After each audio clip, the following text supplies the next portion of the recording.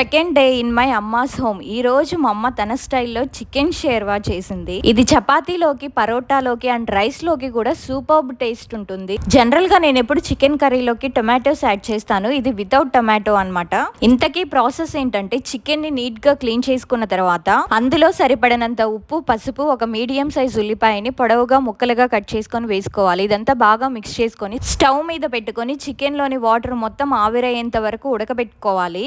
ఇప్పుడు అందులోనే 2 table spoons oil, మీరు తినే స్పైసీనెస్ ని బట్టి కారం వేసుకోవాలి. ఒక్క 5 మినిట్స్ ఆయిల్ లో ఫ్రై చేసిన తర్వాత కొబ్బరి, అల్లం, వెల్లుల్లి పేస్ట్ వేసి అది కూడా ఫ్రై చేసిన తర్వాత మీకు షేర్వా ఎక్కువ కావాలంటే వాటర్ ఎక్కువ యాడ్ చేసుకొని కొంచెం కొత్తిమీర వేసి ముక్కలకి మసాలాలన్నీ పట్టేటట్టు మీడియం ఫ్లేమ్ లో మరొక 10 నిమిషాలు ఉడకనివ్వండి. ఇంకా చికెన్ షేర్వా దించేసే 5 నిమిషాల ముందు ధనియాల పౌడర్ యాడ్ చేసుకుంటే సరిపోతుంది. చెయ్యడానికి చాలా సింపుల్ గా ఉండే చికెన్ షేర్వాని మీరు కూడా తప్పకుండా ట్రై చేసి ఎలా వచ్చిందో నాకు కామెంట్ చేయడం మర్చిపోకండి.